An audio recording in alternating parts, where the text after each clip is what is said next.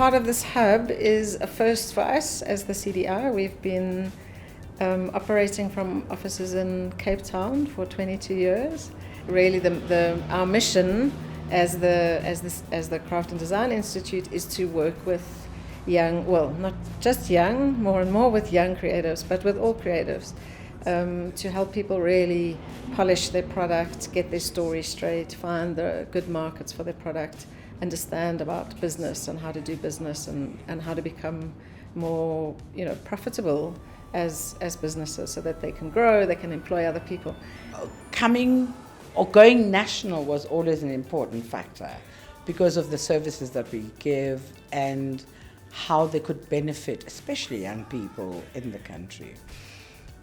I think I realized that young people needed a skill, especially after COVID, because no matter what degree you had during COVID, you were not earning anything. And I remember when I grew up, there were technical schools that taught you to be a plumber, electrician, and all of that. And those are the people that didn't suffer through COVID. So I thought it was a good idea to have a skills development program. And it's not only skills development, but it's also reaching out to who you are.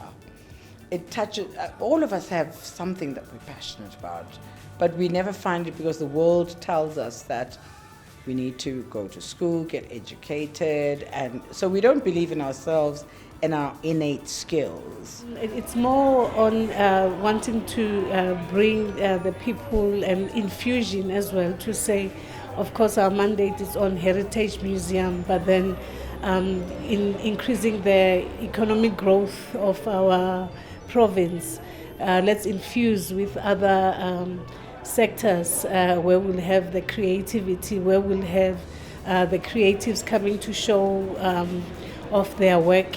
And by that, as people visit Cornhill, they will get to experience the creative hub. So we have mapped our economic plan around 10 sectors that we believe if we support, if we drive policy making and just development of those 10 sectors, they will sustain, but also it means for us that we will have economic growth in the province, and like I say, creative sector is one of those. From our side, we've got the staff dedicated to work with the creatives, where we've got formal programs and we are monitoring how are they doing in that.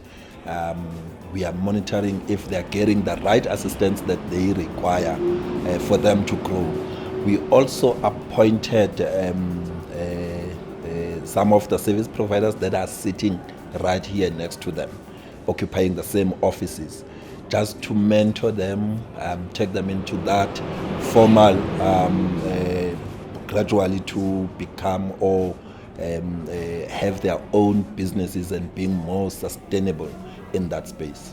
The incubation assisted in a sense that it made me open my eyes to not just selling in that small scale because I could just be anybody else who sells in the street, but made me understand that in business you can penetrate through different spaces. As I have collaborated with the Beautiful Things incubation, which is also part of them, you get to, as you collaborate with them, then you get into gifting for corporate spaces, which I never thought of.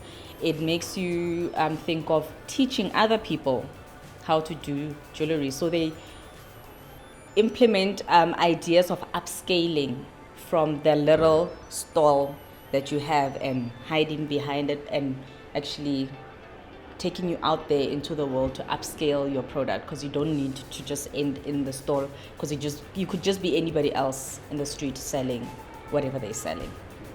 And looking at how do we incorporate township and rural kids and create a pathway for them towards a career in animation. And that process really helped us to really design some innovative and creative solutions that are limiting the growth of the industry and limiting access for Black people. So, little things like the fact that kids in township and rural areas don't have access to just information to share with their parent to say this is a real career.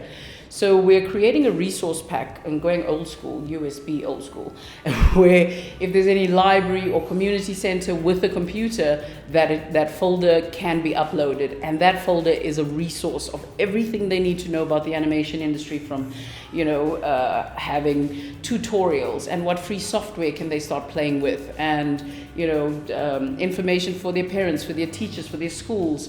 There's both financial and non-financial support. Financial support will be through one of the many agencies, either the Enterprise Propeller, also, for instance, the Department of Sports, Recreation, Arts and Culture also does financial types of support. Then there's non-financial support. Non-financial support would be an initiative such as this, where creatives are given space but mentored and managed from an external party. It's important to take up space in the country's economy, and the only way to do that and to make your voice heard, number one, and to be counted as a productive member of society that actually contributes to the economy. So creatives have been contributing to the economy for centuries and years and forever, but it's never been formalized in such a way where we are taken seriously as creatives. So I think I want to send a message to all creative entrepreneurs, singers, dancers, fashion designers, visual artists, actors, anyone, to formalize yourself, and don't be afraid to formalize yourself, because formalizing yourself allows you access to spaces where the opportunities lie. And the only way to be taken seriously, and it's not to say that you aren't serious about your craft, but the only way to become sustainable at your craft is to actually run yourself as a business. So we've galvanized good energy here, and we want to continue to do that, because through us we can encourage people, give them love, tell them that what they do is worth it, even if it's not overnight. But we'll see it through.